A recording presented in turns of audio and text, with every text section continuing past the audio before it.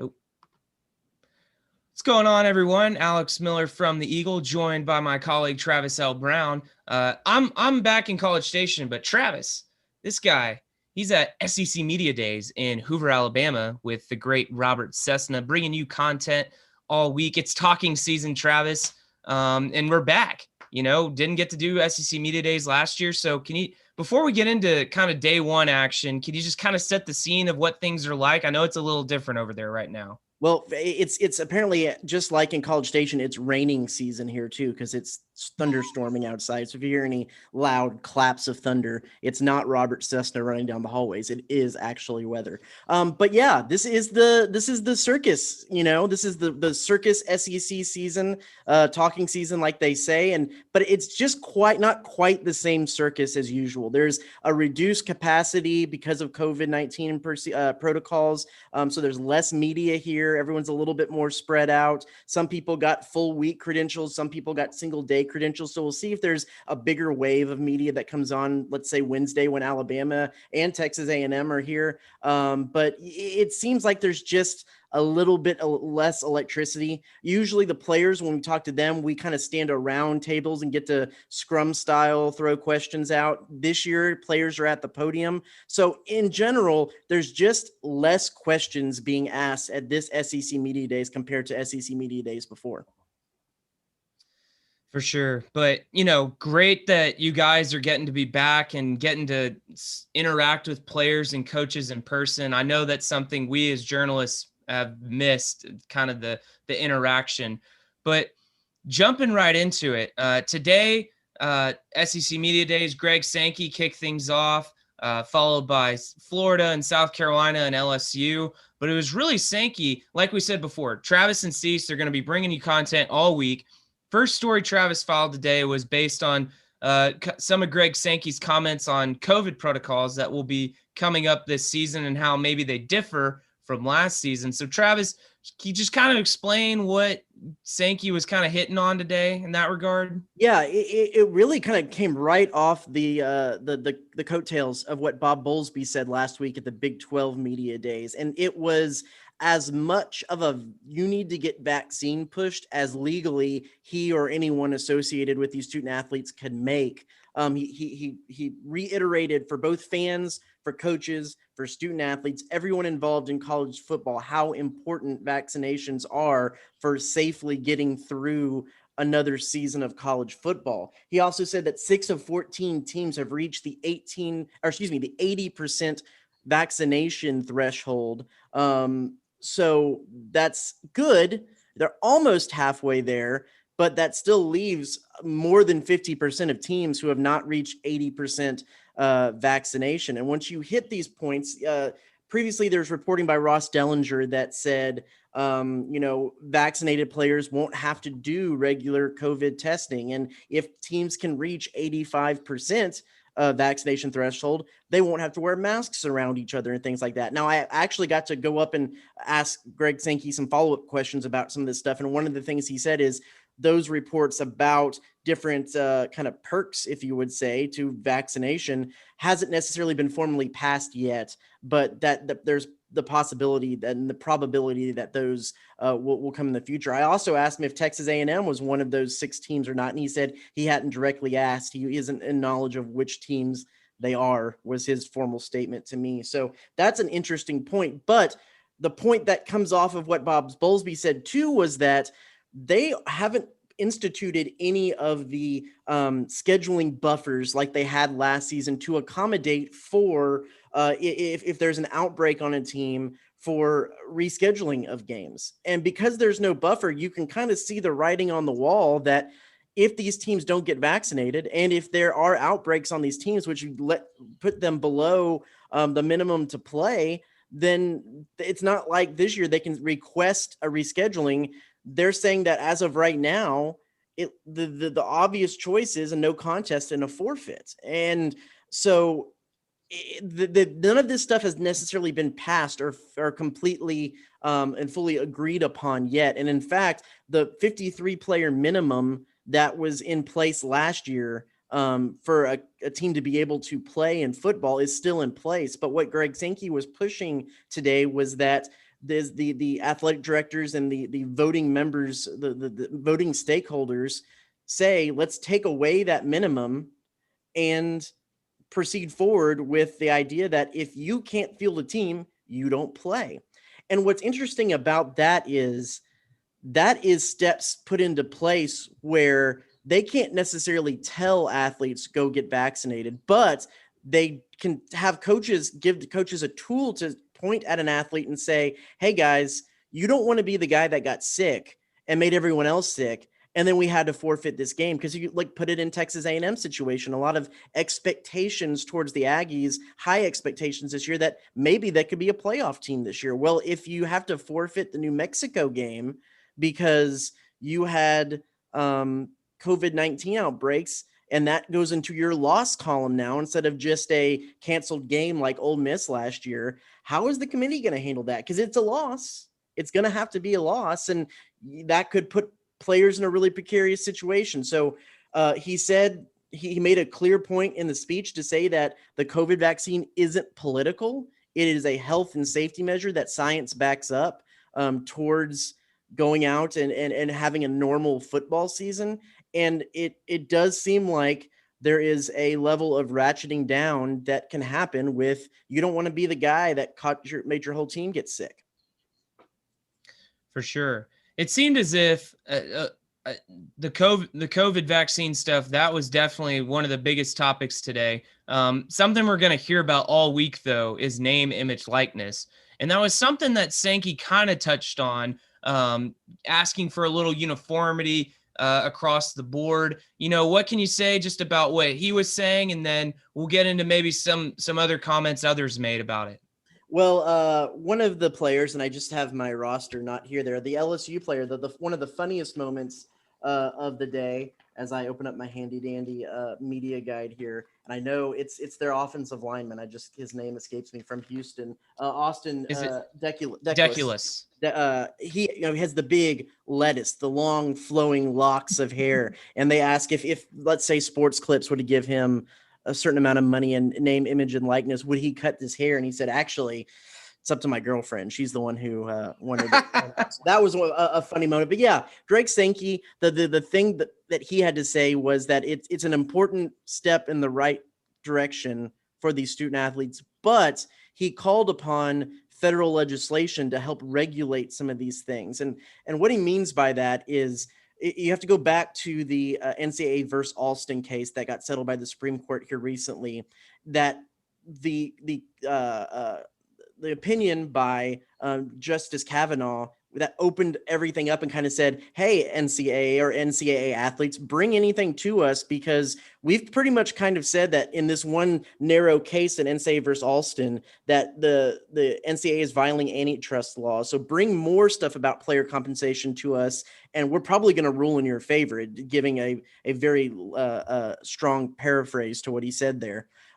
With that in mind, the NCAA, when they did institute a little bit of guidance on NIL a couple weeks ago to circumvent some states not having NIL legislation on their books, they made it very broad because they didn't want to start clamping down on little specific restrictions that would maybe bring on a lawsuit from players further on and kind of move this whole Supreme Court case further. So they left it really broad. Now, if the federal government can come in and give the NCAA some actual legislative antitrust passes, saying, yes, we realize that you can't work as an antitrust, but we're going to pass legislation that lets you do this with athletes, and now it's legally on the books, then they can start formulating a framework for what NIL looks like. So he called for some of that legislation on NIL that gives them the safeguards to not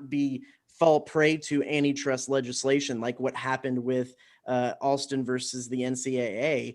And he definitely made a strong case for that. When it came to the players and coaches, a lot of it was just talking about how do you manage this? I thought one of the most telling things is that Orgeron from LSU, head coach, said one of the things he's the most worried about is, what if you have player A that's getting $100,000 for doing job XYZ, and you have player B who's getting a lot less than that or nothing, or the scales are not even here. How do you manage the chemistry in the locker room and manage those maybe hurt feelings or jealousy that might happen? And he said that's one of the biggest things that he's worried about moving forward with this stuff, is how to manage those dynamics. But he did say one of the ongoing conversations that he's having with his team is there's a time and place for NIL stuff, and there's also a time and place for academics and for football. And when it's time for academics and football, put the NIL stuff away and only break that out when it's the proper time for that kind of stuff. And that was one of the most telling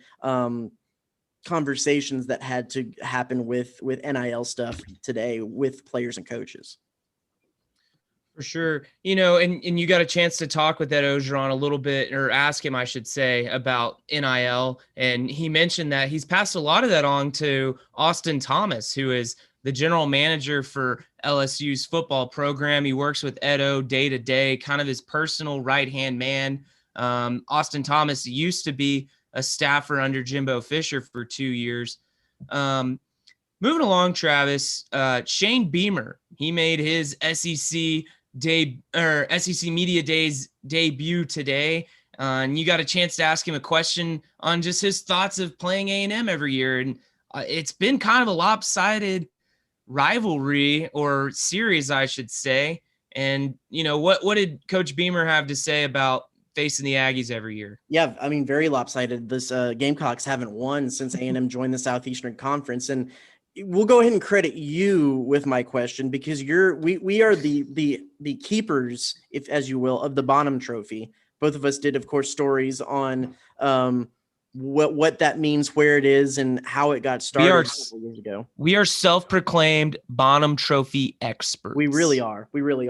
And so you said you had to ask him about the Bonham Trophy as you texted me, and so I thought, well, okay, there's not a lot of questions happening here. So I asked him about this series, then kind of threw in a caveat of, did you know it was a trophy game, and what he thinks about the A&M program. Now, he didn't really bite on the trophy, didn't answer anything, but we got some good responses about how being at Oklahoma before coming over to South Carolina, he knows the area, knows the players, worked in the past with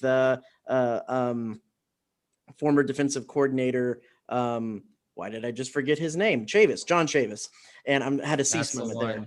And just at least you really said his name right. There you go. And was really glad that is a team that's on the schedule year in and year out, but also knows that especially this year, it's going to be a tough test. So got a little word on the fierce trophy game rivalry between interdivisional rivals, A&M and South Carolina, with Shane Beamer. But interestingly enough, in his first year, had the longest filibuster of any of the coaches, I believe, which is coaches usually. I think that was right.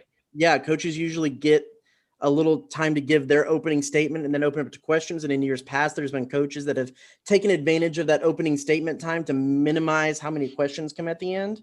And not to say that he was filibustering, but he did have the longest opening statement, and I don't think he took a breath through the entire statement. Well, I've got to say, so I watched Sankey's whole thing. I watched Beamer's whole thing. I got bits and pieces of Mullen and Ogeron. And I got to say, for Beamer being a first-time head coach, he was really savvy up there with some of the stuff he was saying. He did a pretty good job, I thought. Yeah. He didn't salute Bob Holt when he came up, like everyone else tends to do, but no, never mind. So yeah, he was polished, and have to salute Bob Holt. I know, dropped a little tidbit too in there about how his dad fielded several calls from Alabama wanting to hire him, and he didn't bite. So interesting stuff from the son, the youngest Beamer. For sure. Well, Travis, one thing I've got to note, when I turned it on, they have SEC Network. They've got all their cameras, and they pan in the room. And it took me about 2 minutes to go, where's Waldo? And there's Robert Cessna sitting in the back middle with his Hawaiian shirt. He was wearing a nice, kind of grayish green. It wasn't as in your Yeah. face today, but of course, Robert Cessna has to wear a Hawaiian shirt to SEC media. Is the Tropicana Punch shirt in the rotation this I week? don't think so. I don't think, maybe in one of, we'll probably try to do these every day after these, and maybe one of the days we can go over to the closet and pull out the array of options that Robert Cessna has today or this week. We're gonna have to find one that's like equivalent to Tiger Woods Sunday Red. Yes, for sure. For him. For sure. Alex, I know we about ran through everything we talked about having today. You got to watch some parts. What stood out to you from what you heard today at SEC Media Days? Yeah, really a lot of it came from Shane Beamer of just the outlook of that South Carolina program, because they have not been too hot lately. And I think he understands it's going to take time. And, that's a team A&M's going to have to face every year. And it's a team that we mentioned A&M's had their number every year. And so, I'm really curious to see how this is going to go. Obviously, he comes from a very he's had the ability to coach under guys like Steve Spurrier and Lincoln Riley, and he's a player's coach, it looks like. I mean, and that's a state where right now you're really competing against Clemson with no doubt. And in the SEC East, Florida and Georgia have really just dominated things the last few years. I mean, nobody else has really gone toe-to-toe against them. Kentucky's had a good season here and there, but other than that, it's really just been the Gators and Bulldogs. So, I'm really curious to see how it goes this first season for South Carolina. And I'm really curious to see how long it takes for Shane Beamer to try and right that ship. I wish I could have gotten a little longer to listen to LSU, but, had to take care of some duties here at the home front. But I'm sure I'm going to get to catch up with all that and what people are going to write, like UNC's in the coming week. Edo was asked a lot about some of the scandals and accusations that have been made, and most of that got deflected. So there wasn't really a whole lot of new information there, and that people were maybe expecting and wanting from him. Dan Mullen got asked what his favorite Star Wars movie was, and he wouldn't answer because he dressed up as Darth Vader before and didn't. Did you see his shoes? I didn't get to up close. I'm not as much of a sneakerhead as a lot of y'all are, so I wouldn't been able to name. Honestly, I'm not that big of a sneakerhead either, but I know he always comes out in some kind of crazy J's because, Florida is sponsored by Jordan. So for sure.